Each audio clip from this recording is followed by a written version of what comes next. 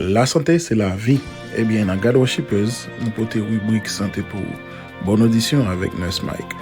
Bienvenue à tout le monde qui est branché pour présentation ça. Et si c'est pour la première fois que vous branchez avec nous, non pas moi c'est Mike et bienvenue sur présentation hebdomadaire et médicale de God Worshippers.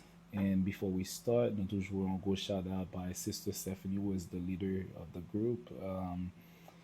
Wonderful work that they are doing. Et on go shout out pour Brother Jay, who's also working very hard so that travail là continue à marcher de l'avant. Et sans trop tarder, n'a et topic sujet nous pour aujourd'hui c'est diabète.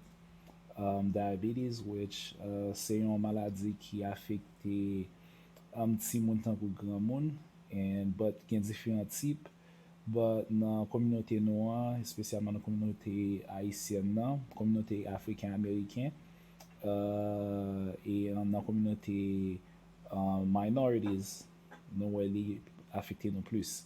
So, son bagay pou nou pale ki vremen important pou nou pale de li. E ki nou gen deux types de we have two types of diabetes that affect us the most. Nous avons type 1 avec type 2, type 1 and type 2 diabetes. Bref, type 1 diabetes dans it's son maladie which has to do with immunity, autoimmunity. So ça veut dire there's nothing you can do about it. Ou fait avec. C'est le pancréas n'a pas produit insuline. C'est type 1 c'est li ou jeune plus notre timon. We also work with kids where we've seen them at a very young age. They have their insulin pumps. They know how to care for themselves and all that stuff. So yeah, type 1 diabetes is what they have. Ça qui plus affecté adulte yo, c'est type 2 type 2 diabetes.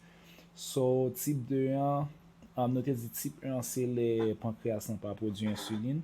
Type 2 pancréas n'a produit insuline, but insuline que le produit li pas assez pour te ka to meet the demands of the body. Parce que ki sa insuline nan? Insuline nan, li juste son hormone qui est des sucres qui nan bloodstream la entre nan sel yo pour te ka. Parce que pi for sel nan ko they use glucose as a source of energy. But pour te ka aider tout mauvais faut entrer dans cell là. What happens with diabetes c'est que the whole glucose stay outside of the cell, they stay in your bloodstream, and which in turn damages like certain organs in your body. So on nous parler de risk factor, risk factors for diabetes. If it's type 1, there's nothing, like we said, there's nothing you can do. C'est seulement, hoping that you don't have it, and if you do have it, to learn how to manage it at a very young age.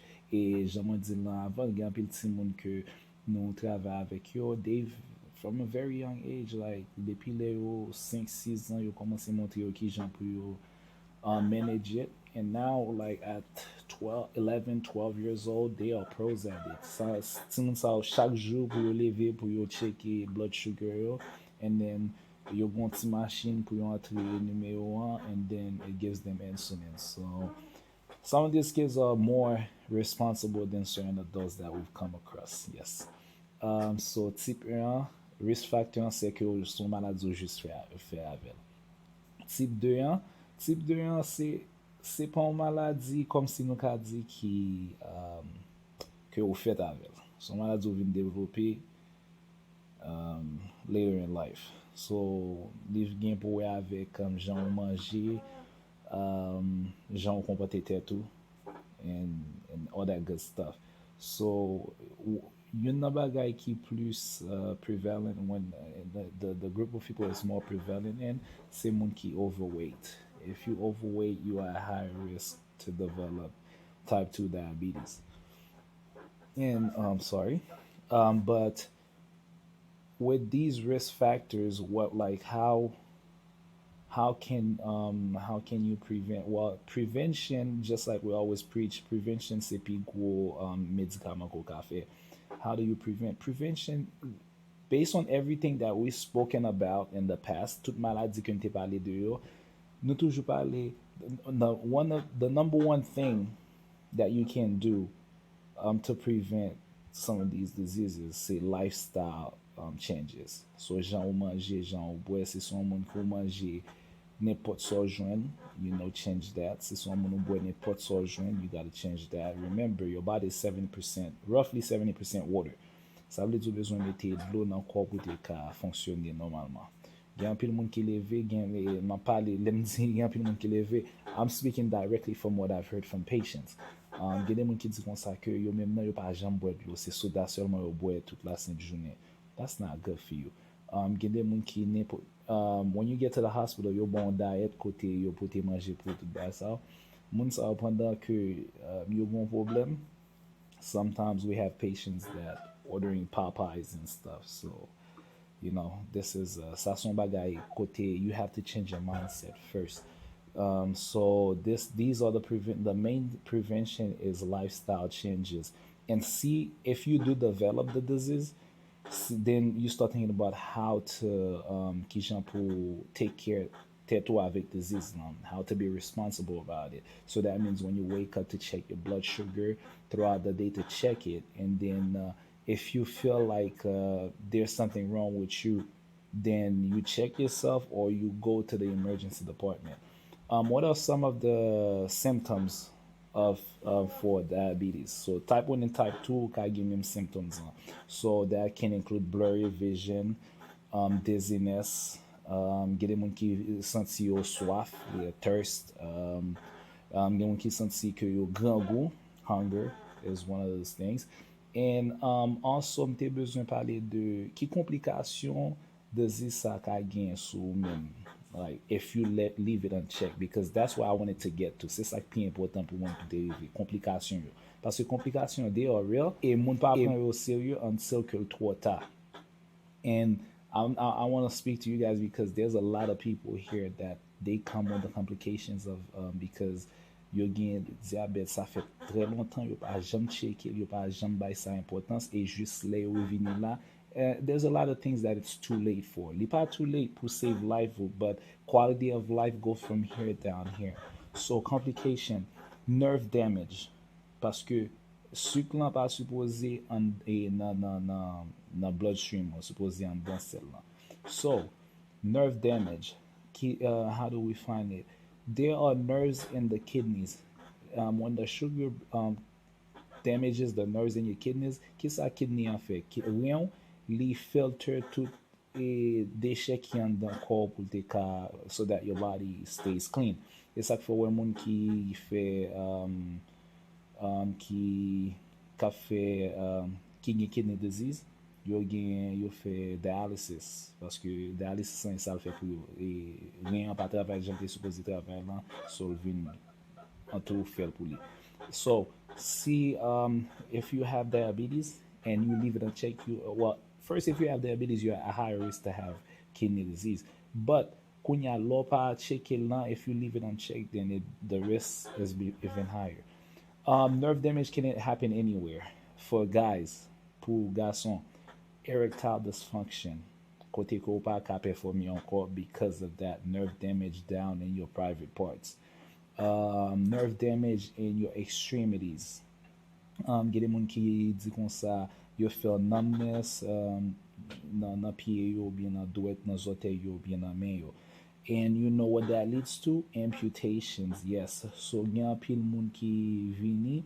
That's one of the main reason why people in the African community get amputated because of unchecked diabetes. So les gen nerve damage.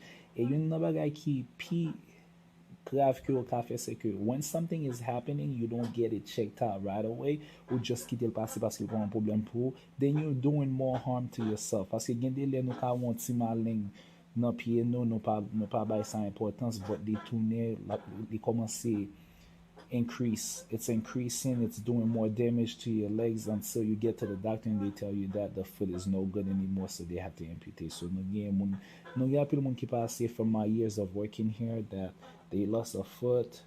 They start with the toes. Après ça, I'll move up to the foot, sometimes below the knee, and all that good stuff. All of this can be prevented. E pa paske ou gen maladi an pou rive nan extreme, like to reach an extreme state. So, diabetes is something son topic kote ke nou ka pale an pil de li. And I hope that next week we can plus elaborate so more on it. But this is my biggest things. I pi go bagay ke like I wanted to do because gen des fois for a message to come across, you have to scare people into like doing it. Please get checked. Le yon bagay, lo sent son bagay pa mache lakay yo, when you don't feel like yourself, please get checked. Don't wait till it gets worse. E le ou tombe, le sa pou ap menon kay doktor. Because an pil bagay ke moun yo vin la avek yo, and they need to get to that point. Paske vale moun nou konen ki ap vive avek diabet. E moun sa yo, they are responsible, they doing what they supposed to do. So moun sa pa jam vin l'hopital. But menm tan tou gen de moun ki vreman irresponsable ke yo vini la pou yo te ka koupe piye yo, koupe men yo a cause de yo pa. All it takes is be responsible. Check your blood sugar and eat the things you're supposed to do, be active and all that stuff.